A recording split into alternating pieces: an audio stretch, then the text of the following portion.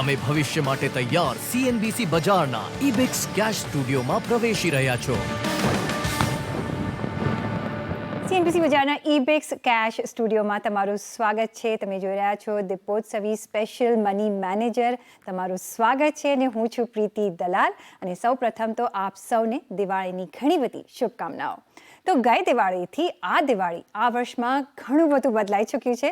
તો હવે આપણે આપણા નાણાકીય આયોજનમાં કેવા ફેરફાર કરવા અને હવે કઈ રીતે આયોજન કરવું તે અંગેની આપણે ચર્ચા કરીશું. ને આ ચર્ચામાં આપણી સાથે જોડાયા છે ટ્રાન્સેટ કેપિટલના director investment Kartik Zaveri, full circle financial planners and એડવાઇઝર્સના કલ્પેશ આશર અને SRE લિમિટેડના chief financial planner Kirtan Shah. આપ ત્રણેયનું સ્વાગત છે. આજે મારી પાસે 3 કેસ છે, એટલે આઈ થિંક બધી જેવી રીતે કરણ જોહરની કે પરથી બધી જ ફિલ્મ સારી જતી હોય છે, આઈ થિંક મારું પણ આજે શો આપણો સરસ જવાનો છે.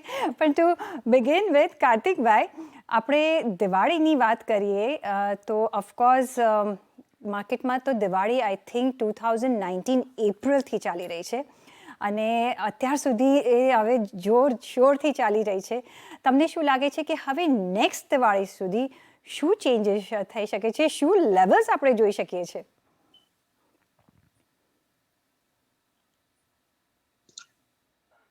પ્રીતિ, મારા ખ્યાલથી દિવાળી નોટ ઓનલી એપ્રિલ 19 થી ચાલુ થયેલી, ઘણા વખતથી ચાલુ થઈ છે કે જે આપણે કહીએ છીએ કે we are in a multi year bull run. અને એમાં વચ્ચે આ કોવિડને કારણે આપણે એક મોટું ક્રેશ જોઈ લીધું. પણ the good news is that કે એકવાર નોર્મલી આવું ક્રેશ થઈ જતું હોય છે તો પહેલા જે આપણે 30 વર્ષનો જે ઇતિહાસ આપણે થોડો સ્ટડી કરીએ તો એમાં આપણે દેખાય છે કે આવા ક્રેશ છે ને બહુ લાંબા ગાળા ઉપર આવે છે.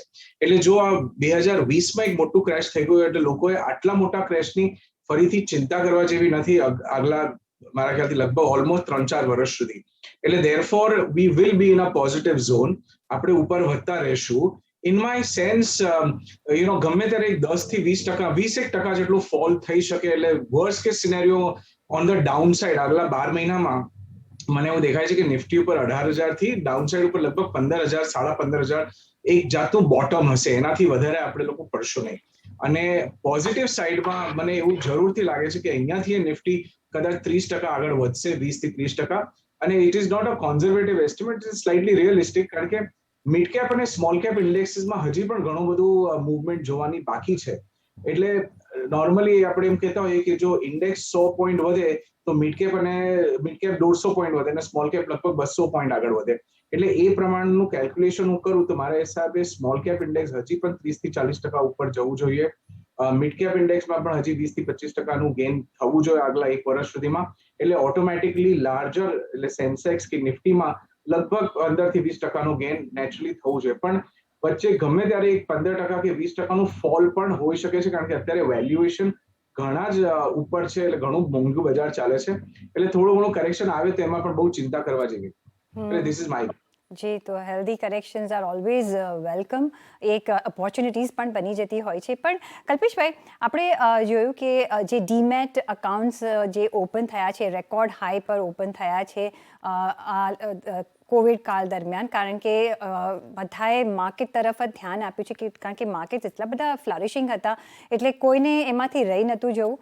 ફોમો થતો હતો એટલે બધા જ ઇક્વિટી માર્કેટમાં છે ને એ જ આપણે જોઈ રહ્યા છે, કારણ કે રિટેલ પાર્ટિસિપેશન એટલું બધું છે માર્કેટમાં અને લિક્વિડિટી આટલી બધી માર્કેટમાં છે.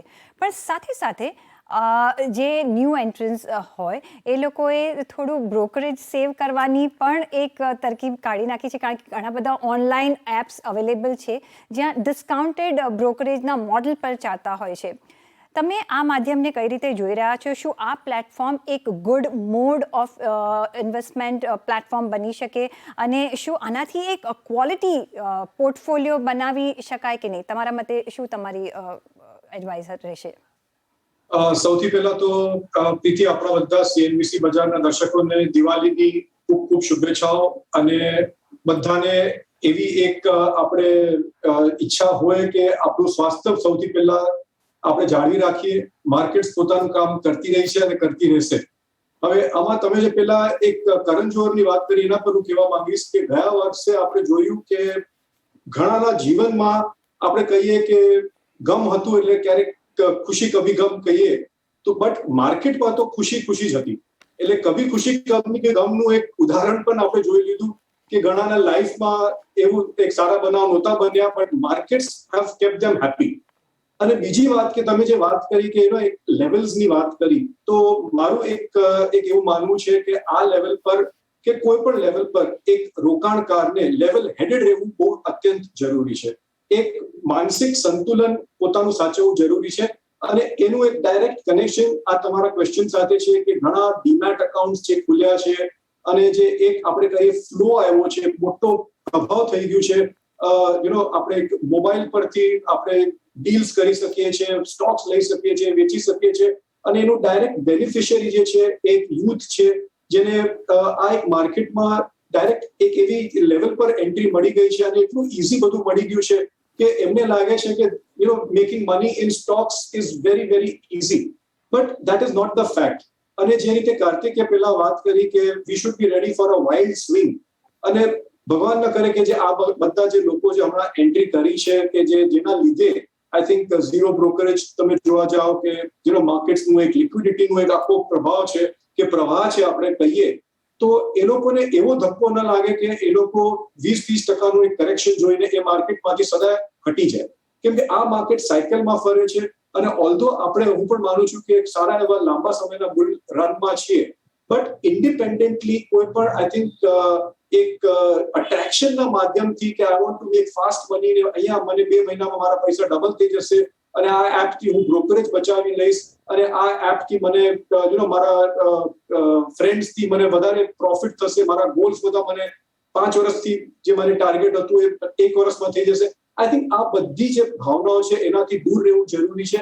અને રિયલિસ્ટિક એક માર્કેટમાં રોકાણકાર આવે આપણે એવી ઈચ્છા રાખીએ, અને એનો એક જ રસ્તો છે કે તમે જેટલા પણ એપથી કામ કરો કે જેટલા પણ તમે નવા ટેકનોલોજીથી કામ કરો કે બ્રોકરેજ બચાવો, the role of an adviser can never be discounted. એટલે જે એક સાચો સલાહકાર તમારી લાઈફમાં ફાઇનાન્સથી તમને એક સલાહ આપતો હોય તમારા ગોલ્સને ધ્યાનમાં રાખીને, I think having that adviser or that guide is very necessary. જો તમને પોતાના ગોલ સમજ ન પડે, તમને માર્કેટ સમજ ન પડે, તો તમે એક એડવાઇઝરની ઓલવેઝ સલાહ લેજો. That is my first I think take on this.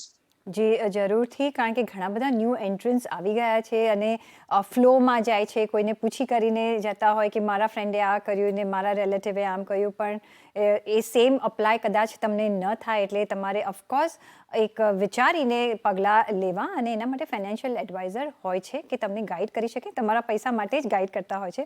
પણ કીર્તન, જે આપણે અત્યારે ટ્રેન્ડ જોયો, આપણે બધા જ ઇન્ડાઇસીસમાં એક ઓલ ટાઈમ હાઈ આપણે જોઈ લીધા છે રિસન્ટલી, અને એમાં બ્રોડર માર્કેટ્સે પણ એક બિગ રોલ પ્લે કર્યો છે. અને જે ન્યૂ એન્ટ્રન્સ કે ન્યૂ જનરેશન છે, એ લોકોએ એમાં ખાસું એવું ઇન્વેસ્ટમેન્ટ કર્યું છે. આઈ ડોન્ટ નો એ લોકોને કેટલું ખબર છે હોતું હશે કે કેટલું રિસ્કી છે, પણ બિંગ યંગ મે બી એ લોકો એ રિસ્ક લઈ શકે છે. તમે યંગ જનરેશનને મોર ઓર લેસ રિપ્રેઝેન્ટ કરો છો. હવે અત્યારે ન્યૂ એજ, ન્યૂ ફંડ્સ કઈ રીતે ચાલશે નેક્સ્ટ સંવતમાં, આપણે કઈ રીતે તમે એનો સિનારીઓ જોઈ રહ્યા છો?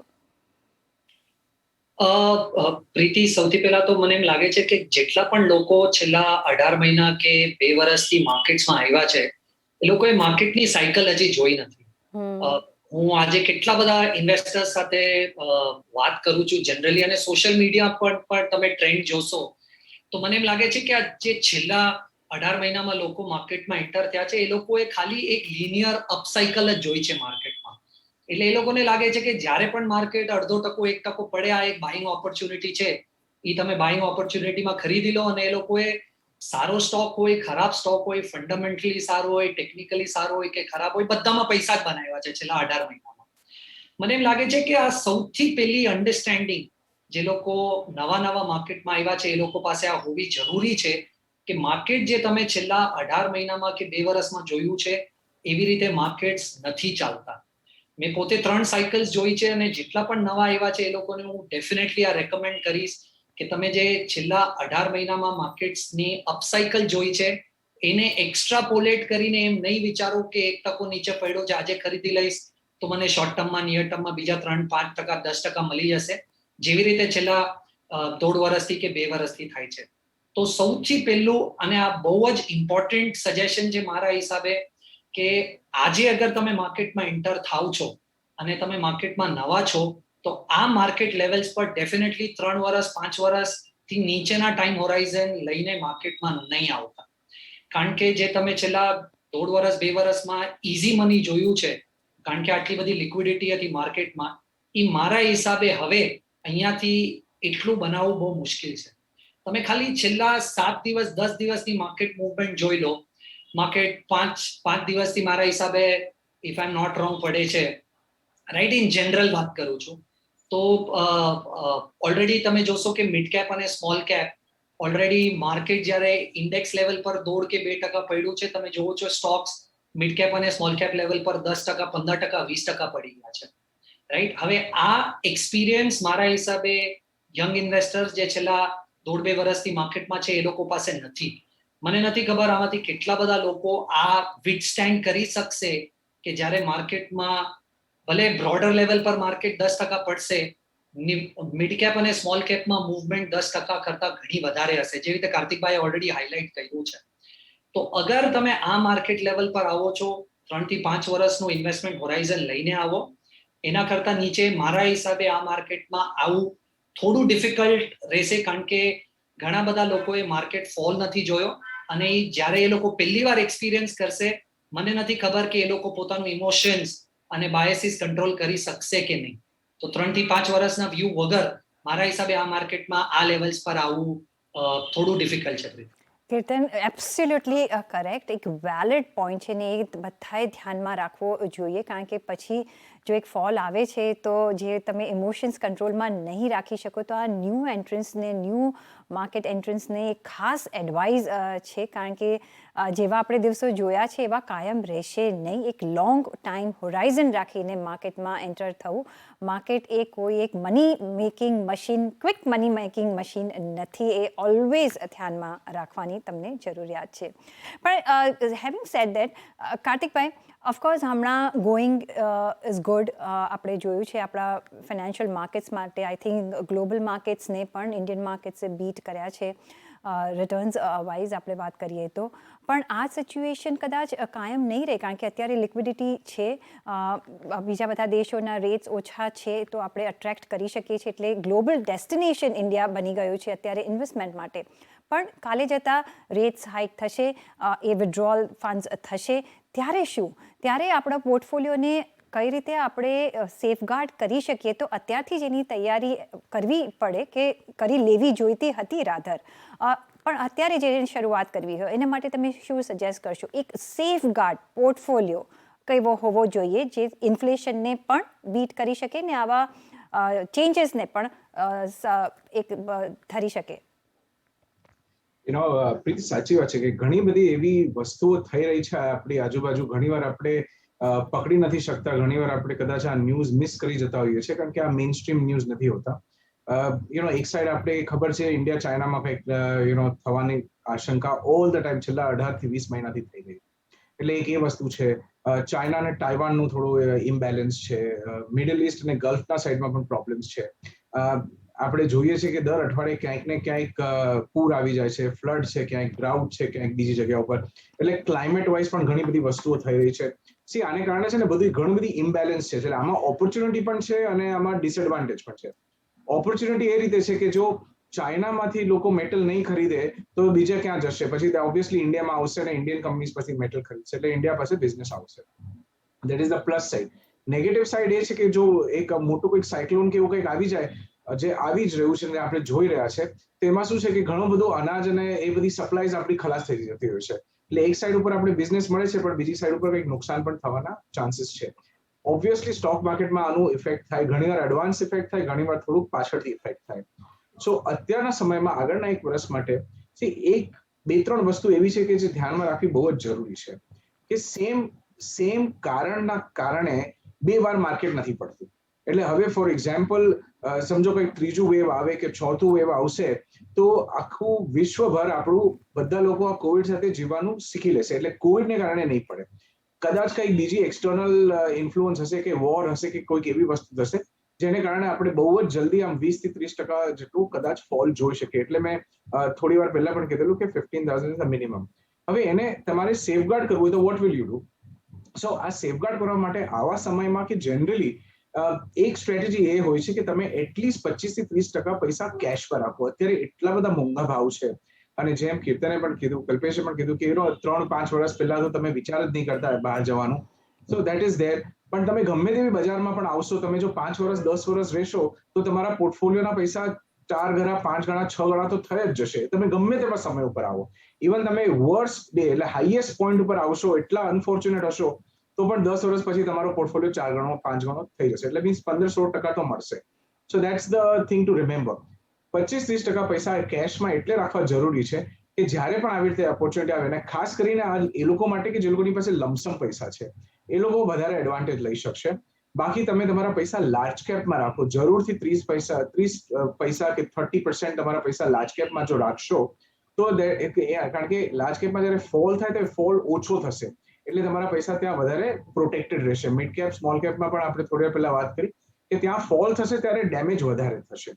ઓકે, સેક્ટર્સ પણ ઘણા બધા સારા છે. એટલે જ્યાં સેક્ટરમાં જેમ લાસ્ટ યર ફાર્મામાં ઓપોર્ચ્યુનિટી આવેલી એ રીતે કોઈક સેક્ટર્સ પણ છે જેમાં વધારે ઓપોર્ચ્યુનિટી આવવાની તક છે, જે તમે એ વસ્તુ કરી શકો છો. એટલે number 1 keep some cash, number 2 keep large cap, અને number 3 keep some sector allocations also. અને મિડ કેપ સ્મોલ કેપમાં બહુ બધું ડાયરેક્ટ પોર્ટફોલિયો ઇન્વેસ્ટમેન્ટ ના કરવું. આ 3-4 વસ્તુ આપણે કરશું ને તો ઘણા બધા રીતે તમારો પોર્ટફોલિયો બચેલો રહેશે. અને જો માર્કેટ પડશે ત્યારે બધાના જ પૈસા 20% તો નીચે લઈ જ જશે, એટલે you can't do anything about it. પણ જો ત્યારે તમારી પાસે એમ્યુનેશન હશે, ત્યારે તમારી પાસે જો તાકાત ને કેપેબિલિટી હશે થોડાક લિક્વિડિટીની, એનું તમે મેક્સિમમ એડવાન્ટેજ લઈ શકો. જી, તો સેફગાર્ડ યોર સેલ્ફ અને સેફગાર્ડ તમારો પોર્ટફોલિયો, એ એક મોટોથી આગળ ચાલવું જોઈએ. પણ એ સાથે આપણે બી આગળ ચાલીશું, પણ મારે લઈ લેવો પડશે અત્યારે એક બ્રેક. તો બ્રેક લઈશું અને પાછા ફરીશું. જોડાયેલા રહેજો અમારી સાથે.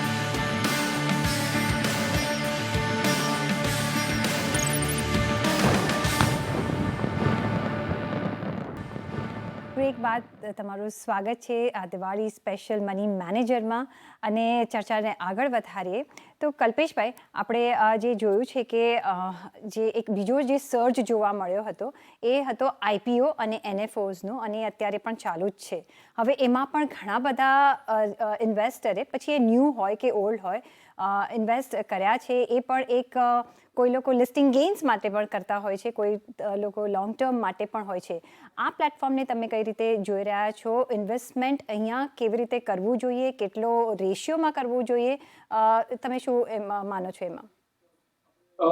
આજે એક આઈપીઓ અને એનએફઓ નું સર્ચ આપણે કહીએ કે જે એક અટ્રેક્શન જે છે, આ ખાસ કરીને આપણે ઓલવેઝ જોઈએ છે જ્યારે એક આપણે ફૂલ ફ્લેજ એક બુલ રન ચાલતું હોય, અને એક્ઝેક્ટલી હમણાં આપણે એ બુલ રન ની આઈ થિંક મધ્યમાં છીએ. એટલે આ બુલ રન ની જે એક ફીચર્સ છે, ઓલવેઝ તમે જોશો કે જ્યારે કોઈ બુલ રન છે, markets R doing good, always IPO અને એનએફઓ ને ઓલવેઝ પ્રેફરન્સ લોકો આપતા હોય છે. અને જે ઇવન કંપનીઝ છે એ લોકો પણ વધારે ને વધારે આઈપીઓસ ઇશ્યુ કરતા હોય છે, મ્યુચ્યુઅલ ફંડ હાઉસીસ એનએફઓઝ ઇશ્યુ કરતા હોય છે. અને this is nothing but two capitalise on the good valuation. અને બધાને ખબર છે કે સેન્ટિમેન્ટ સારો છે, લોકો પોઝિટિવ છે, એટલે હમણાં આપણે જે પણ આપણે માંગશું આપણા કિંમત ઉપર એ આપણને મળી જશે. હવે આમાં સૌથી પહેલા વાત કરીએ આઈપીઓની. અને આઈપીઓમાં ઓલવેઝ મારું એક માનવું છે પર્સનલ કે કોઈ પણ એક કંપની છે એને તમે વેલ્યુ કરો છો x times or x into 100 times or 10 times or whatever it is, એ કંપનીનું તમે ફંડામેન્ટલ્સ પહેલા જાણી લો. અને એ કંપનીનું તમે જો ફંડામેન્ટલ્સ ન જાણતા હો અને ફક્ત તમે લિસ્ટિંગ ગેઇન્સના માધ્યમથી એક એમાં ઇન્વેસ્ટ કરવા માંગતા હો તો તમે એમાં રોકાણ નથી કરતા, બટ એમાં તમે એક સટ્ટો કરો છો. અને આઈ થિંક સટ્ટો જો તમે કરતા હો તો આ તમે this will not take you far. તો આઈપીઓમાં જનરલી કોઈ પણ એક વેલ્યુએશન જ્યારે નીકળે છે ત્યારે સમજવાની જરૂર છે કે it's always a high valuation. અને એમાંથી જે પ્રમોટર્સ હોય છે એ લોકોએ પૈસા બનાવી લીધા હોય છે અને ઇન્વેસ્ટર પાસે આવે છે. અને એનએફઓ પર કહેવા માંગીશ કે ડોન્ટ ગો બાય ધ 10 રૂપીનું જે અટ્રેક્શન છે કે તમને એનએવી આજે 10 રૂપિયા પર મળે છે એટલે તમે એક નવું એનએફઓ લઈ લો. કેમ કે એનએફઓ માં તો એક સિમ્પલ હું ઇંગ્લિશનું ફ્રેઝ વાપરીશ કે it is nothing but old wine in new bottle. અને છેલ્લા લગભગ 1.5 વર્ષમાં 90% ઓફ એનએફઓસ જે આવ્યા છે એ સેમ થીમ પર આવ્યા છે. બધા ફંડ હાઉસે લોન્ચ કર્યા છે કેમ કે સેબીનું રીકેટેગરાઇઝેશન થયેલું અને બધા ફંડ હાઉસ પાસે જગ્યા હતી એ સ્કીમમાં પોતાનું નવું એનએફઓ ઓફર કરવા માટે. તો અનલેસ એન્ડ અન્ટિલ કોઈ નવી થીમ હોય જેમાં તમને પોતાને ઇન્ટરેસ્ટ હોય, તમે રિસ્ક લઈ શકો અને એકદમ નોવેલ સ્કીમ હોય તો તમે એનએફઓમાં એક નાનું પાર્ટ લઈ શકો, but don't go full fledged into it. જી સાથે જ કીર્તન, એવું લાગે છે કે ઇક્વિટી માર્કેટની એટલી બધી બોલબાલા રહી છે તો ડેટ ઇન્વેસ્ટમેન્ટ તો આખું આઉટ ઓફ ફેશન શું જતું રહ્યું છે? કારણ કે એની તો આપણે કોઈ વાત કરતા નથી હોતા, કારણ કે હમણાં બધાનું કોન્સન્ટ્રેશન ઇક્વિટી માર્કેટ પર છે, કારણ કે બધાને પૈસા અત્યારે બનાવવા છે. ડેટ માર્કેટમાં તમે કઈ રીતે જુઓ છો? શોર્ટ ટર્મ અને લોંગ ટર્મ માટે કોઈ ઇન્વેસ્ટમેન્ટ ઓપોર્ચ્યુનિટીઝ છે? તો પ્રીતિ, મને એમ લાગે છે અહીંયાથી 2 ક્વાર્ટર મેક્સિમમ અને આપણે આરબીઆઈ રેપો અને રિવર્સ રેપો વધારવાનું ચાલુ કરશે. Already RBI repo reverse repo વધાર્યું નથી, પણ અગર તમે 10 વર્ષનું જીસેક yields જોશો તો આરબીઆઈની મોનેટરી પોલિસીના 1 વીક પહેલાથી લઈને આજ સુધી કન્ટિન્યુઅસલી ઉપર જ જાય છે. એ એક ફોરવર્ડ ઇન્ટિગ્રેશન છે કે ઇન્ટિમેશન છે કે ઇન્ટરેસ્ટ રેટ્સ ઉપર જવાના છે. તો જ્યારે ઇન્ટરેસ્ટ રેટ્સ ઉપર જવાના હોય ત્યારે ડેટ માર્કેટમાં થોડા પૈસા સંભાળીને રાખવા જોઈએ, કારણ કે તમે આજે અગર ડેટ માર્કેટમાં રોકાણ કરી લેશો અને ઇન્ટરેસ્ટ રેટ ઉપર જશે તો તમે તો ઓછા ઇન્ટરેસ્ટ રેટમાં રોકાણ કર્યું છે, એટલે એ થોડું નેગેટિવ થઈ જાય ફિક્સ્ડ ઇન્કમ ઇન્વેસ્ટર્સ માટે. એટલે અગર તમે શોર્ટ ટર્મ ઇન્વેસ્ટર છો, મારા હિસાબે 1 વર્ષથી નીચેનું તમારું ઇન્વેસ્ટમેન્ટ હોરાઇઝન છે, તો મારા હિસાબે તમારે ફ્લોટિંગ રેટ ફંડ્સમાં પૈસા રાખવા જોઈએ. તમારું 3 મહિનાથી નીચેનું ઇન્ટરેસ્ટ ઓપોર્ચ્યુનિટી છે જે તમે જોવો છો તો એમાં તમારે લિક્વિડ ફંડમાં રાખવા જોઈએ. અને અગર તમે 3 વર્ષથી ઉપર પૈસા રાખી શકો તો મારા હિસાબે તમારે 50% પૈસા મની માર્કેટ ફંડમાં રાખવા જોઈએ અને 50% પૈસા ગિલ્ટ ફંડમાં રાખવા જોઈએ. હિસ્ટોરિકલી આ સ્ટ્રેટેજી જ્યારે પણ ઇન્ટરેસ્ટ રેટ્સ ઉપર ગઈ છે ત્યારે એણે બહુ સારું પરફોર્મ કર્યું છે. તો મારા હિસાબે અગર 3 મહિનાથી નીચે હોય તો લિક્વિડ, 1 વર્ષ સુધી હોય તો ફ્લોટિંગ રેટ ફંડ, 3 વર્ષ સુધીનું રોકાણ કરી શકતા હોય તો 50% મની માર્કેટ અને 50% ગિલ્ટ ફંડ્સમાં. આ કોમ્બિનેશનમાં મારા હિસાબે પ્રીતિ ઇન્વેસ્ટર્સે ફિક્સ્ડ ઇન્કમમાં ઇન્વેસ્ટમેન્ટ આજે કરવું જોઈએ. ઓકે, હવે મારી પાસે ટાઈમ ઘણો જ ઓછો છે, મારે એક લાસ્ટ રાઉન્ડ લેવો છે. તમે આવ્યા છો, તમે એક્સપર્ટ્સ છો, એટલે હું તમારો એડવાન્ટેજ લઈશ મારા દર્શકો માટે. તો એક ક્વિક દિવાળી પેક જો આપવું હોય કાર્તિકભાઈ, તો મ્યુચ્યુઅલ ફંડમાં કેવા એવા ફંડ આપણે સિલેક્ટ કરવા જોઈએ? સો મ્યુચ્યુઅલ ફંડ્સની વાત કરીએ તો mid cap, small cap funds અને sector funds, banking funds, infrastructure funds, FMCG funds અને બેન્કિંગ એન્ડ રિયલ એસ્ટેટ ટાઈપના ફંડ્સ. એટલે આ બધા સેક્ટર ફંડ્સો મળે તો I think it's a good idea. કલ્પેશભાઈ, થીમ બેઝડ આપણે કરવું હોય તો કયા થીમ્સ આગળ જતા ચાલશે નેક્સ્ટ યરમાં? આન્સર એક અલગ તરીકે આપીશ. હું કહીશ કે go for the India theme, because India is the place to be. And I'm not a great fan of international funds, so be invested in India-based funds. And a mutual fund ma, I'll step in and say કે going for flexi cap funds, કેમ કે flexi cap funds માં પણ તમને થોડુંક ઘણા તમે select કરો તો સારા એવા તમને થોડુંક પર્સન્ટેજ ઇન્ટરનેશનલ ફંડ્સ નું એક્સપોઝર મળી શકે છે, બટ ફ્લેક્સી કેપમાં I think there's a good scope where a diversification તમને મળી જશે તમારા પોર્ટફોલિયો માટે. કીર્તન, તમે શું સજેસ્ટ કરશો? મારા હિસાબે આપણે બધાએ ઇક્વિટી અને ફિક્સ્ડ ઇન્કમની તો વાત કરી, પણ આપણે ગોલ્ડની વાત નથી કરી. એટલે મને એમ લાગે છે કે મારા હિસાબે અહીંયાથી અગર તમે જોશો ડોલર 1 વર્ષ 2 વર્ષના ટાઈમ ફ્રેમમાં મારા હિસાબે ડોલર ઉપર જવો જોઈએ, જેની વજહથી ગોલ્ડમાં સારી એક ઓપોર્ચ્યુનિટી બને છે. અને કારણ કે રૂપી ડેપ્રિશિએટ પણ થશે, આઈ થિંક ડેવલપ માર્કેટમાં ઇન્વેસ્ટ કરવું એક નાનું પોર્શન પણ રૂપી ડેપ્રિસિએશનના હિસાબે બેનિફિશિયલ હોઈ શકે છે. તો બાકી જે પેનલિસ્ટે કીધું છે એના અલાવા મારા હિસાબે થોડું એક્સપોઝર ઇન્ટરનેશનલ ફંડ અને ગોલ્ડમાં પણ હોવું જોઈએ. મારા હિસાબે 2 વર્ષ 3 વર્ષમાં એ થીમ કામ કરશે. ઓકે, તો આપણે સંવાદ શરૂ કરી રહ્યા છીએ વિથ અ બેંગ. એટલે આપણા પોર્ટફોલિયોને પણ એક સુપર્બ રાખવો પડશે ને એક હેલ્ધી રાખવો પડશે, અને એ જ તમને આઈડિયાઝ આપ્યા કે નવું વર્ષની શરૂઆત આપણે કેવી રીતે કરવી. કાર્તિકભાઈ, કલ્પેશભાઈ અને કીર્તન, ઘણો આભાર તમારો અમારી સાથે જોડાવા બદલ. એ સાથે દિવાળી સ્પેશિયલ મની મેનેજરમાં પણ અત્યારે બસ આટલું જ. દર્શકો, તમને પણ દિવાળીની ઘણી શુભકામનાઓ. પણ તમે જોડાયેલા રહો CNBC બજાર સાથે. નમસ્કાર.